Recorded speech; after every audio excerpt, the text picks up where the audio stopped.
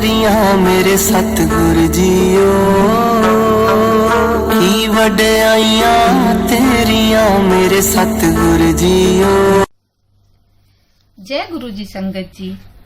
गुरु जी की असीम कृपा से हम आपके सामने दिव्य आभा प्रस्तुत करने जा रहे हैं। आशा करते हैं कि आप सब हमें बहुत ज्यादा उत्साहित करेंगे और अपना प्यार अध्याय से शुरू कर रहे हैं, जिसका नाम है श्री गुरु स्मरण। अनंत काल से हमारी मातृभूमि पर उन महापुरुषों की कृपा रही है जो इस पवित्र भूमि के कर्णधार हैं। इस देश का अस्तित्व इन महापुरुषों पर निर्भर रहा है, जिन्होंने अपनी असीम शक्तियों से धर्म की रक्षा, विकास और मर्यादा बनाए रखने में सदा अपना योगदान दिया है।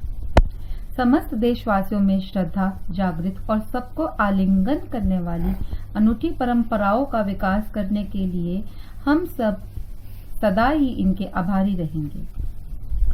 प्रागैतिहासिक काल से जब प्रतीकात्मक ढंग से पौराणिक कथाओं का प्रादुर्भाव हो रहा था, तब से ईश्वर की यह अमर संतानें देश का प्रशिक्षण और मार्गदर्शन करती रही हैं।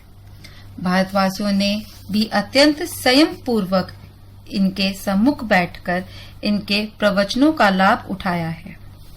उनको श्रवण कुमार के बाद संपूर्ण विश्व में वसुधैव कुटुंब की परंपरा निभाते हुए उन श्रुतियों का निरपेक्ष प्रचार किया है। भारत देश सदा से पूर्ण आत्माओं का प्रिय रहा है। इसका अनुपम सौंदर्य, इसकी नदियों, पर्वत श्रृंखलाओं, हिमाचलाचित शिखरों और विशाल मैदानों से परिपूर्ण है। यही इसकी रक्त कोशिकाएं और भाग्य रेखाएं हैं। देवी देवताओं ने आवश्यकता अनुसार इस पृथ्वी पर अवतरित होकर मानव के आह्वान का उत्तर दिया है। हमारे युग में गुरुजी उसी परमात्मा का लौकिक रूप थे। वह एक महापुरुष थे। उनका प्रमुख उद्देश्य यहाँ के निवासियों को भौतिकता की दलदल से बाहर निकालना, सही कर्मों का मार्गदर्शन कराना, उनके दुखों को कम करना, मनुष्य को उसके वास्तविक रूप की पहचान कराना, स्नेह और प्रेम की भावना और आपसी भाईचारे का पाठ सिखाना था। वह अनुकूल वातावरण बनाकर मानव धर्म की पूर्ण स्थापना करने के लिए आए थे। गुरु जी का कथन था कि वह परम दिव्य ज्योति का अंश है। उनके लिए शरीर और व्यक्तित्व का कोई अर्थ नहीं था। इसी स्थूल शरीर की आवश्यकता मात्र भौतिक अस्तित्व के लिए है। वह तो खिले हुए पुष्प समान थे और सब भक्त उनसे दिव्य मधु प्राप्त करने के लिए मधुमक्खियों सदेश भिन्न भिनाते रहते थे। उनकी ओर आकर्षित होकर सब उनमें लीन हो जाते थे। उन्होंने सबको उसी प्रेम, त्याग और ज्ञान का पाठ दिया जो इस भारत के आधारशिलाएं हैं। गुरुजी जैसे महापुरुष के लिए शब्द सदा अपर्याप्त रहेंगे, क्योंकि शब्दों से अनंत का वर्णन करना असंभव है। मार्ग की दिशा से अवगत कराने वाले चिन्ह स्वयं मार्ग न होकर केवल पथिक का मार्गदर्शन करते हैं।